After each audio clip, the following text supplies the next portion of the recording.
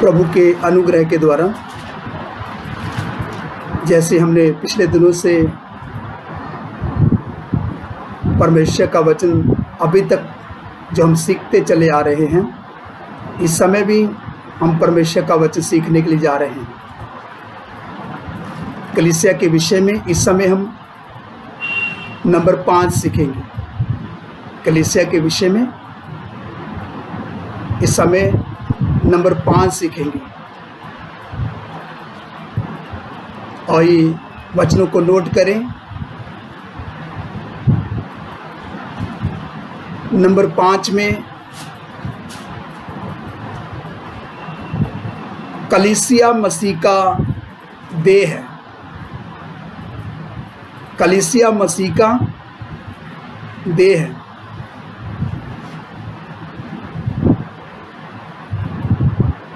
Number 5 कलीसिया के विषय में नंबर 5 है। उसका जो मेन जो हेडिंग नंबर 5 का कलीसिया के विषय में,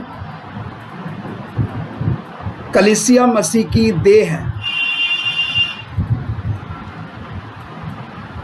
आइए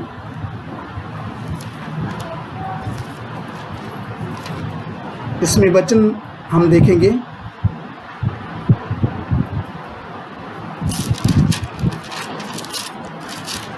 first Corinthians chapter 6 verse 15 to 16। पहला करंथियन उसका 6 अध्याय उसका 15 और 16 वचन। First Corinthians chapter 6 verse 15 to 16। आइए सब ध्यान देकर सुने। आइए पहले इंग्लिश में पढ़ेंगे।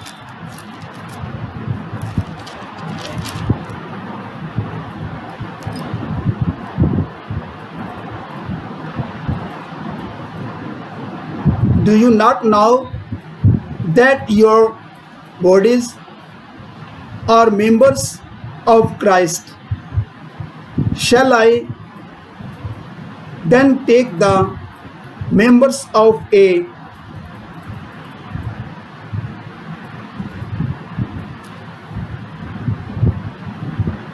prostitute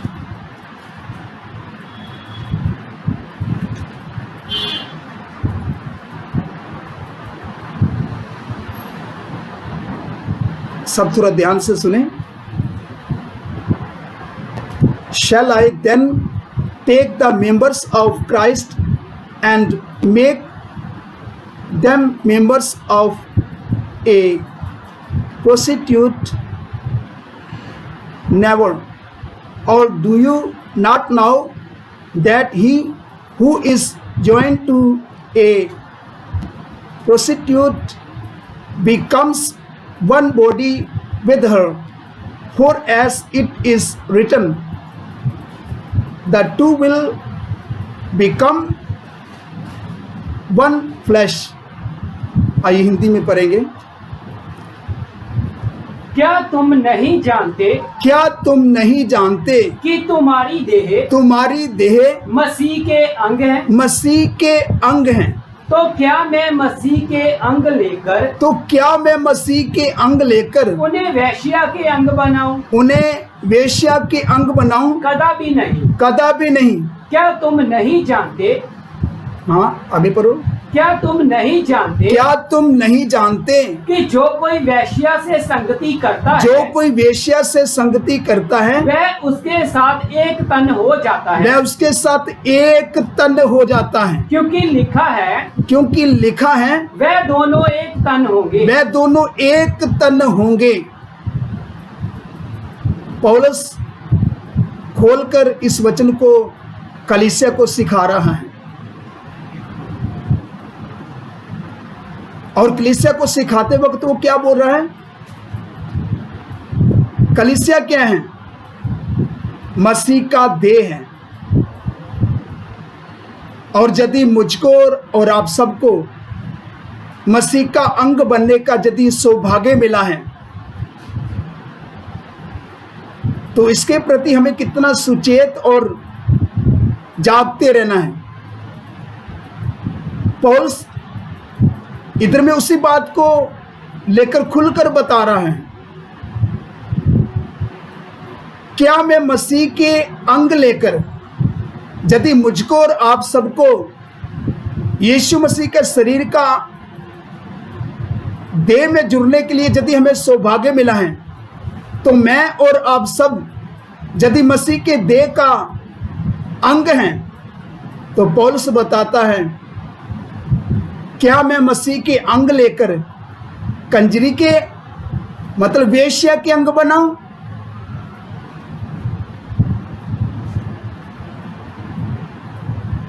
क्योंकि ये लिखा है, जो कोई वेश्या से संगति करता है वो उसके साथ क्या हो जाता है? एक तन हो जाता है। आज कितने विश्वासी लोग जो अपने आप को परमेश्वर के लोग करके बोलते हैं, जिन्होंने संसार के साथ समझौता किया हुआ है, संसार के साथ मिलजुल कर चल रहे हैं, जिन्होंने अभी तक अपने आप को अलग नहीं किया, इसके प्रति जागरूक नहीं है कि हमारा जो शरीर मसीह यीशु के शरीर का अंग है।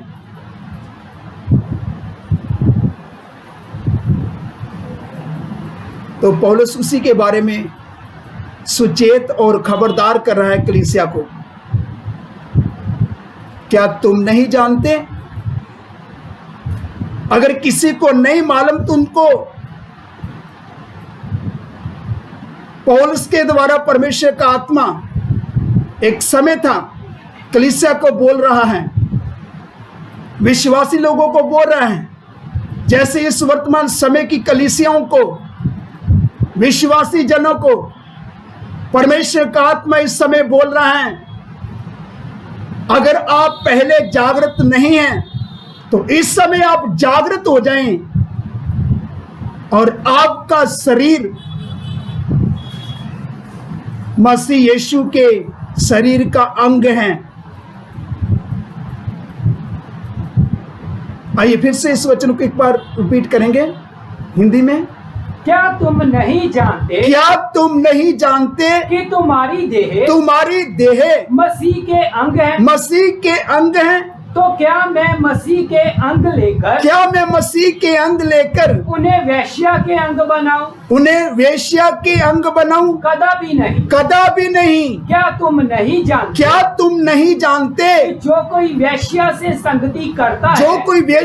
संगति करता है वह उसके साथ एक तन हो जाता है। क्योंकि लिखा है, जैसा लिखा है, वे दोनों एक तन होंगे। अगर थोड़ा सा और इस वचन को देखें, थोड़ा 17 वचन को, उधर परमेश्वर का वचन क्या बताता है? जैसे हम प्रभु के साथ एक होते हैं आत्मा में, वैसे ही यदि हम मसीह के अंग लेकर यदि किसी वेश्या के साथ संगति करते हैं, तो क्या इसके प्रति आप जागृत नहीं हैं कि यदि हम मसीह के अंग लेकर वेश्या के साथ संगति करेंगे, क्या हम उसके साथ एक तन नहीं होंगे? 17 वचन को थोड़ा पढ़े। और जो प्रभु की संगति में रहता है वह उसके साथ एक आत्मा हो जाता है। सोच लो, यदि मैं और आप सब प्रभु के साथ यदि एक आत्मा है, तो मुझे और आप सबको यदि मसीह यीशु के देह का अंग बनने का यदि मुझे और आप सबको सौभाग्य मिला है, तो हम इस अंग को लेकर अपने शरीर को, जो हमारा शरीर मसीह यीशु के शरीर का अंग है, इस अंग को लेकर कभी भी हम वेश्या के साथ एक तन नहीं हो सकते। यदि होते हैं तो सजा के अलावा और कुछ नहीं है, न्याय के अलावा और कुछ नहीं है। न्याय का तलवार आएगा और आपको काट डालेगा। इससे पहले कि प्रभु आपको अपनी कलीसिया से काट कर अलग कर दे, आपको इस विषय के प्रति जागृत होने का जरूरत है। नहीं तो प्रभु छोड़ेगा नहीं। न्याय का तलवार आपके ऊपर लटक रहा है, किसी भी समय आपके ऊपर गिर सकता है। यदि इस आवाज को सुन रहे हो तो पश्चाताप करो, नहीं तो न्याय के अलावा और कुछ नहीं होगा। दोबारा मौका नहीं मिलेगा। हो सकता ये प्रभु की जो वाणी है आपके लिए आखिरी चेतावनी के साथ है। हो सकता आपके लिए जो प्रभु का ये वाणी आपके लिए आखिरी चेतावनी होगा। हम कभी भी अपने शरीर को लेकर वेश्या के अंग नहीं बना सकते। एक बार फिर से इस वचन को रिपीट करें, 16 वचन को।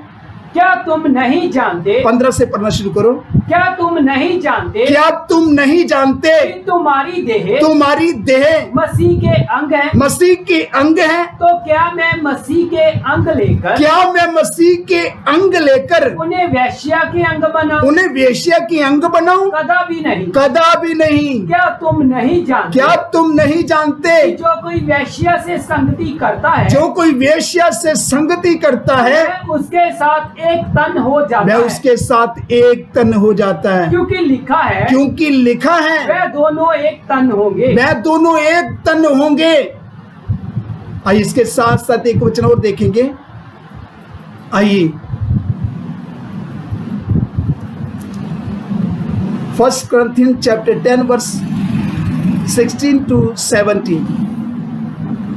1 Corinthians chapter 10 verse 16 to 17। पहला क्रंथी उसका 10 अध्याय उसका 16 और 17 वचन। आइए पहले इसको इंग्लिश में पढ़ेंगे, सब ध्यान से सुने। 1 Corinthians chapter 10 verse 16 to 17।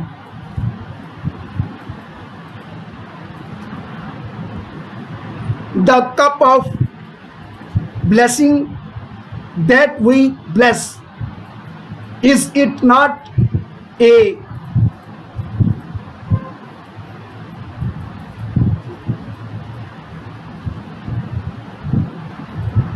इधर देखो परमेश्वर का वचन क्या बताता है।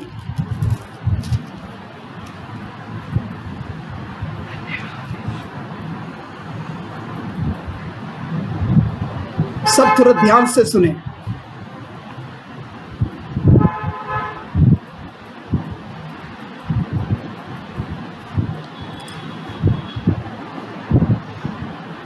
एक बार फिर से थोड़ा ध्यान से सुने। The cup of blessing that we bless, is it not A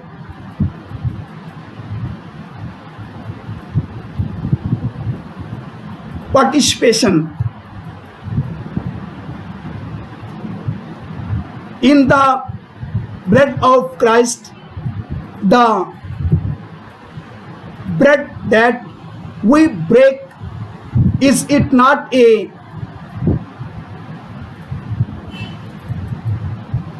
participation in the body of Christ? Because there is one bread, we who are many are one body, for we all partake of the one bread। एक बार फिर से मैं इसको repeat करता हूँ, सब ध्यान से सुने। The cup of blessing that we bless, is it not a participation in the blood of Christ? The bread that we break, is it not a participation in the body of Christ? Because there is one bread, we who are many are one body, for we all partake of the one bread. आइए हिंदी में पढ़ेंगे। वह धन्यवाद का कटोरा, वह धन्यवाद का कटोरा जिस पर हम धन्यवाद करते हैं, जिस पर हम धन्यवाद करते हैं, क्या मसीह के लहू की सहभागिता नहीं? क्या मसीह के लहू की सहभागिता नहीं? वह रोटी जिसे हम तोड़ते हैं, क्या वह मसीह की देह की सहभागिता नहीं? क्या मसीह के देह की सहभागिता नहीं? इसीलिए कि एक ही रोटी है, मतलब एक ही रोटी है, तो हम भी जो बहुत हैं, जब बहुत हैं, एक देह हैं, क्योंकि हम सब उसी एक रोटी में भागी होते हैं। हम उसी एक रोटी में क्या होते हैं? भागी होते हैं। ये जब हम प्रभु भोज में जब भाग लेते हैं, ये उसी के बारे में।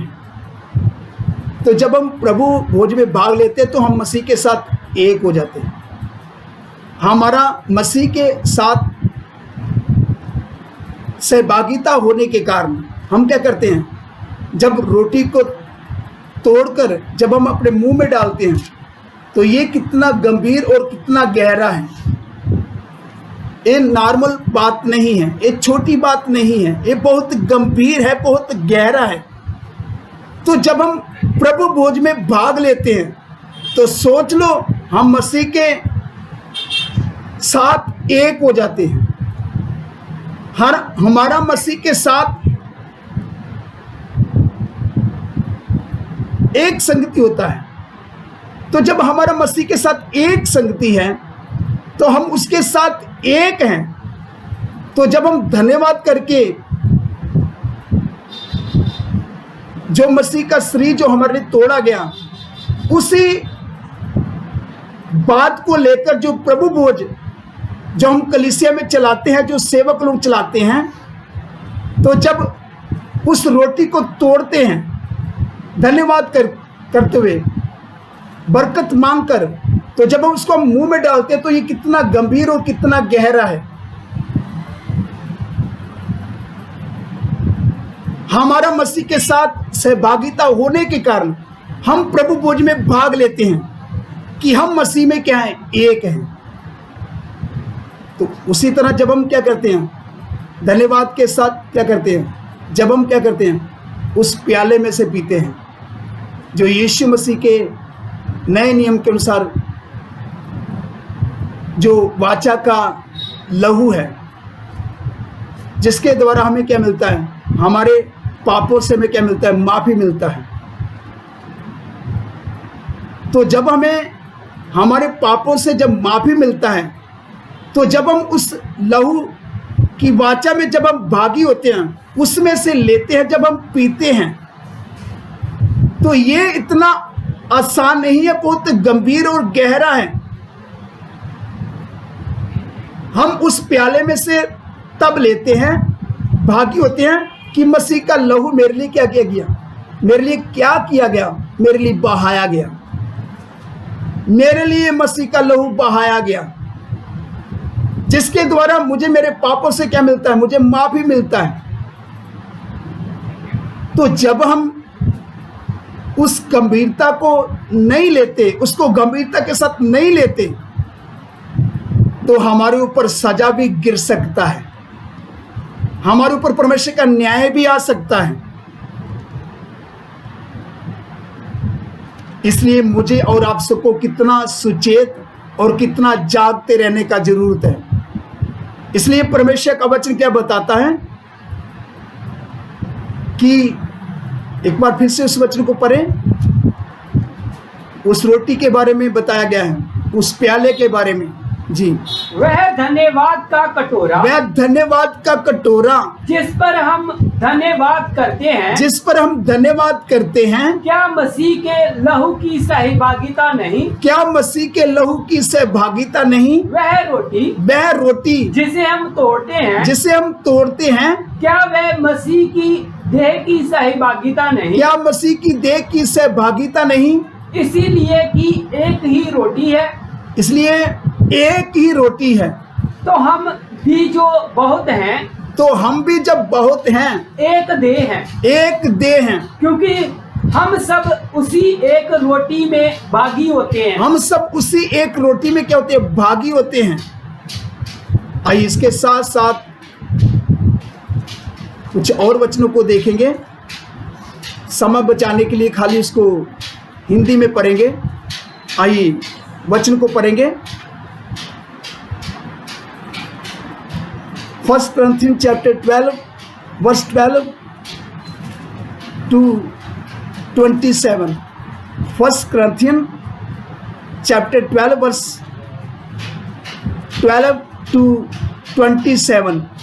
पहला करंथियन उसका 12 अध्याय उसका 12 वचन से लेकर उसका 27 वचन तक हम देखेंगे। पहला करंथियन उसका 12 अध्याय उसका 12 वचन से लेकर उसका 27 वचन तक हम देखेंगे, 27 वचन तक। क्योंकि इसको पढ़ेंगे। क्योंकि जिस प्रकार देह तो एक है, जिस प्रकार देह तो एक है और उसके अंग बहुत से हैं, उसके अंग बहुत से हैं, और उस एक देह के सब अंग बहुत होने पर भी सब मिलकर एक ही देह है। सब मिलकर क्या है? एक ही देह। मतलब कितने अंग होने पर भी तो देह कितनी है? देह एक है। अंग चाहे कितने भी हो इस देह में, मगर शरीर कितना है? देह कितना है? एक है। अंग बहुत से हैं जी। उसी प्रकार मसीह भी है। उसी प्रकार क्या है? मसीह भी हैं। क्योंकि हम सब ने क्या यहूदी, क्या क्या यूनानी, क्या दास, क्या स्वतंत्र, एक ही आत्मा के द्वारा एक देह होने के लिए बपतिस्मा लिया, और हम सबको एक ही आत्मा पिलाया गया। इसीलिए कि देह में एक ही अंग नहीं जी, परंतु बहुत से हैं जी। यदि पाँव कहे मैं हाथ नहीं, यदि पाँव कहे कि मैं हाथ नहीं, इसीलिए देह का नहीं, इसलिए मैं देह का नहीं, तो क्या वह इस कारण देह का नहीं? इस कारण क्या देह का नहीं? और यदि कान कहे मैं आँख नहीं, इसीलिए देह का नहीं, इसलिए मैं इस देह का नहीं, तो क्या वह इस कारण देह का नहीं है? क्या इस प्रकार वह देह का नहीं है? यदि सारी देह आँख ही होती, यदि सारी देह आँख ही होती तो सुनना कहाँ होता? यदि सारी देह कान ही होती, तो सूंघना कहाँ होता? परंतु सचमुच परमेश्वर ने अंगों को अपनी इच्छा के अनुसार, अपनी स्वयं इच्छा के अनुसार एक एक करके देह में रखा है। यदि वे सब एक ही अंग होते, जब सारे एक ही अंग होते, तो देह कहाँ होती? तो फिर ये पूरा शरीर कहाँ होता? परंतु अब अंग तो बहुत से हैं, परंतु देह एक ही है। आँख हाथ से नहीं कह सकती, मतलब पढ़ो इसको। आँख हाथ से नहीं कह सकती। ये जो हमारा आँख है ये नहीं कह सकती कि मुझे तेरी आवश्यकता नहीं। हाथ को ये नहीं कह सकती कि मुझे तेरा आवश्यकता नहीं है। और ना सिर पाँव से कह सकता है, ना हमारा ये सिर है ये पाँव से नहीं कह सकता मुझे तुम्हारी आवश्यकता, मुझे तेरा आवश्यकता नहीं है। परंतु देह के वे अंग जो दूसरे से निर्बल लगते हैं, दूसरों से जो हमारे जो देह के जो अंग है निर्बल लगते हैं, बहुत ही आवश्यक है, बहुत ही आवश्यक मतलब बहुत ही जरूरी है। और देह के जिन अंगों को हम आदर के, जिसको हम क्या है, जिसको हमारे लिए क्या है जरूरत है, इसलिए परमेश्वर का वचन क्या बताता है? और देह के जिन अंगों को हम आदर के योग्य नहीं समझते, जिस हम अपने देह के शरीर के अंगों को हम आदर नहीं देते, उन्हीं को हम अधिक आदर देते हैं। उन्हीं को हम क्या देते हैं? अधिक आदर देते हैं। और हमारे शोभाहीन अंग जी और भी शोभामान हो जाते हैं। जो हमारे लिए अच्छे नहीं है तो हमारे लिए और भी कितने क्या हो जाते हैं? अच्छे हो जाते हैं। फिर भी हमारे शोभामान अंगों को जी इसकी आवश्यकता नहीं। हम अपनी सोच से बोलते नहीं, हमें इसका आवश्यकता नहीं है, हमें इसका जरूरत नहीं है जी। परंतु परमेश्वर ने देह को ऐसा बना दिया है। परमेश्वर ने अब देखो क्या किया है, ऐसा बना दिया है कि जिस अंग को आदर की घटी थी, जिस मतलब क्या, जिस अंग को आदर की घटी थी उसी को और भी बहुत आदर मिले, बहुत आदर मिले, ताकि देह में फूट ना पड़े, ताकि देह में फूट ना पड़े। परंतु अंग एक दूसरे की बराबर चिंता करे। देह क्या मतलब क्या करें, अंग क्या करें, एक देह दूसरे अंग का क्या करें, सब देह मिलकर क्या करें, एक दूसरे का क्या करें, बराबर चिंता करे जी। इसीलिए यदि एक अंग दुख पाता है, यदि एक अंग दुख पाता है तो सब अंग उसके साथ दुख पाते हैं। उसके साथ सब अंग क्या पाते हैं, दुख पाते हैं। और यदि एक अंग की बढ़ाई होती है, जब एक अंग की बढ़ोतरी होती है, जब बढ़ाई होती है, तो उसके साथ सब अंग आनंद मनाते हैं। उसके साथ सब अंग क्या मनाते हैं, आनंद मनाते हैं। इसी प्रकार तुम सब मिलकर मसीह की देह हो और अलग अलग उसके अंग हो। और अलग अलग तुम क्या हो, मसीह के अंग, मसीह के शरीर के, मसीह के देह के तुम क्या हो, अंग हो। देखो इधर परमेश्वर का वचन साफ और स्पष्ट खुलकर परमेश्वर का आत्मा में बता रहा है। हम सब चाहे कितने भी क्यों ना मसीह के शरीर के अंग हो, मगर देह कितना है, एक है। तो हमें कितना इसके बारे में क्या करना है, सोचना है, मनन करना है कि हमारा जो शरीर है मसीह के देह का क्या है, अंग है। यदि हमारा शरीर मसीह के देह का यदि अंग है, तो हमें इसको कितना, इसका क्या करना है, इसको जो हमारा जो शरीर है मसीह के शरीर का अंग है। तो परमेश्वर का वचन बताता है, जैसे कलीसिया में क्या है, सब कलीसिया मिलकर क्या बनता है, मसीह का एक शरीर बनता है। तो यदि मैं मसीह के शरीर का अंग हूं, तो मतलब एक एक कलीसिया में जितने भी मतलब क्या है विश्वासी जन है, सब मिलकर क्या बनता है, एक एक अंग मिलकर सब क्या बनता है, एक देह बनता है। तो अगर प्रभु का इच्छा है तो इससे आगे हम सीखेंगे कि जैसे मसीह के हैं, मतलब जिस प्रकार कलीसिया मसीह का देह है, उसी प्रकार क्या है, मसीह कलीसिया क्या क्या है, सिर है। उसी के बारे में अगर प्रभु का मर्जी है तो हम अगली क्लास में देखेंगे, अगला नंबर देखेंगे। तो इस समय आइए वचन को पर मनन करें। जैसे इस समय हमने परमेश्वर का वचन जो आपके सामने, जो प्रभु की आत्मा के द्वारा जो रखा है, जो प्रभु ने हमें सिखाया है, इसके ऊपर क्या करें, हम मनन करें। तो जैसे इधर परमेश्वर का वचन क्या बताता है, इसी प्रकार तुम सब मिलकर मसीह की देह हो और अलग अलग उसके अंग हो। आइए मनन करें। हालेलुया। आपके अच्छी बात